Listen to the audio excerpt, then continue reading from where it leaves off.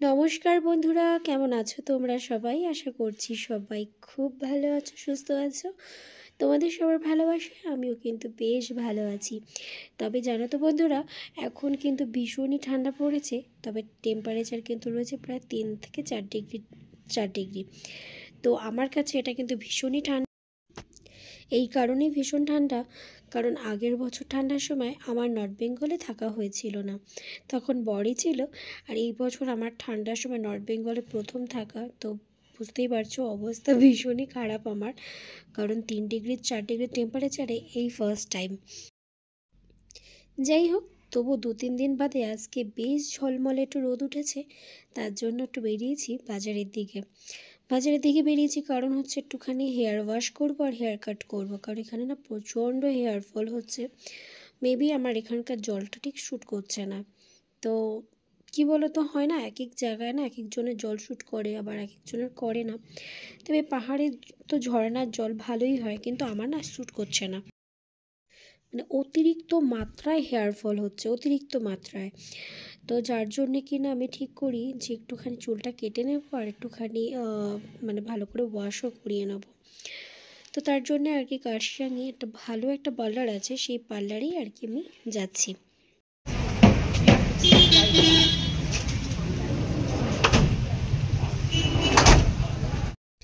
এর আগে তো আমি সবসময় যখনই চুল কেটেছি হাবিবস থেকে কেটেছি, হাবড়ায়। তোমরা তো যারা আমার বন্ধু তারা তো দেখেছো। তবে এখানে এক্সপিরিয়েন্স কেমন হলো আর কি, সবটাই তোমাদের সাথে শেয়ার করব। প্রথমেই আমাকে চুলটাকে ওয়াশ করার জন্য নিয়ে আসা হলো, আর এখানে ভালো করে মানে চুলটাকে ধুয়ে দিল, আর সাথে এত সুন্দর ম্যাসাজ করে দিল, জাস্ট বলার মতো না। আমার তো মানে ফার্স্টেই খুব ভালো লেগেছে, মানে জাস্ট আনএক্সপেক্টেড ছিল আমার কাছে।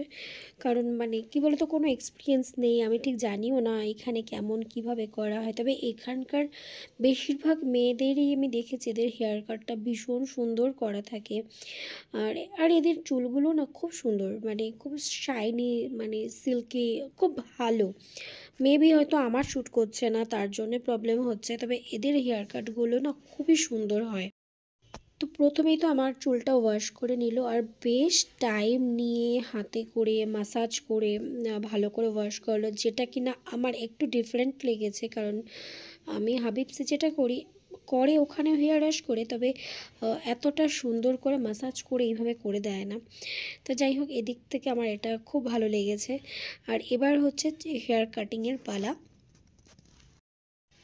তো প্রথমে আর কি চুলটাকে ওরা ভালো করে সেট করে নিচ্ছিল, আর বলছিল আমার চুলটা প্রচণ্ড হালকা হয়ে গেছে, স্পেশালি সামনের দিক থেকে। কারণ বললাম না প্রচণ্ড হেয়ার ফল হচ্ছে। তবে বাড়িতে থাকলে এর সলিউশন ছিল, অবশ্যই আমি তেল বানিয়ে এটা ইউজ করতে পারতাম। তবে এখন যেহেতু আমি এমন একটা জায়গায় রয়েছি যেখানে কিছু চাইলেও করার উপায় নেই, কারণ এত ঠান্ডার মধ্যে কোনো রকম চুলের যত্ন করাটাই পসিবল না। তো দেখো, এখানে কিন্তু আমার হেয়ারটা মোটামুটি অলমোস্ট কাটিং হয়ে গেছে। এবার আমার চুলটাকে ভালো করে একটু ড্রাই করে নিচ্ছে। তো বেশ সুন্দর করে চুল কাটে, আমার তো খুবই ভালো লেগেছে এখানকার হেয়ার কাটটা। তোমরা দেখলেও বুঝতে পারবে যে কতটা সুন্দর করে টাইম নিয়ে যত্ন করে কাটে। তো তোমরা যদি কেউ আমার নর্থ বেঙ্গলের দিকে যদি কোনো ফ্রেন্ড থেকে থাকো, তো অবশ্যই তোমরা কমেন্ট করে কিন্তু জানিও। আর যদি তোমরা কেউ ঘুরতে আসো, এসে যদি এরকম কোনো প্রবলেমেও পড়ো যে হেয়ার কাট করতে হবে বা কিছু, তো অবশ্যই এই পার্লার থেকে কিন্তু তোমরা করাতে পারো। কার্শিয়াংয়ে ভীষণ ভালো। তো অনেক দিন বাদে একটা প্রপার লেয়ার কাট যেটা হয় না, একদম এত সুন্দর করে লেয়ার কাটিংটা করেছে। আমি তো ভীষণ স্যাটিসফাইড, মানে ফুললি স্যাটিসফাইড। এত সুন্দর করে লেয়ারটা করে দিয়েছে বলার মতো না। মানে যদি এটা স্মুথনিং করা থাকতো চুলটা, বা হেয়ার স্ট্রেট করা থাকতো না, আরও বেশি সুন্দর লাগতো দেখবে। লেয়ার কাটে না স্ট্রেট থাকলে চুলটা বেশি ভালো।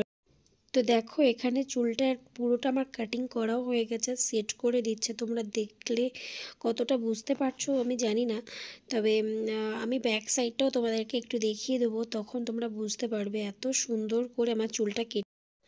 হেয়ার ওয়াশ আর এনি হেয়ার কাট দিয়ে কিন্তু 350 টাকা।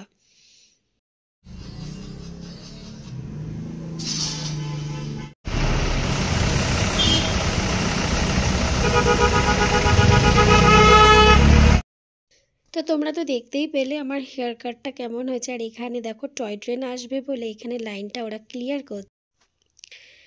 আর নর্থ বেঙ্গলের দার্জিলিং বলো বা কার্শিয়াং বলো, বিশেষত্ব কিন্তু এই টয় ট্রেন। তো কেমন লাগলো আমার এই ব্লগটা অবশ্যই কিন্তু কমেন্ট করে জানিও। আর আমার হেয়ার কাটিংটা কেমন হয়েছে সেটাও কমেন্ট করে জানিও। তো চলো, সবাই ভালো থেকো, টাটা।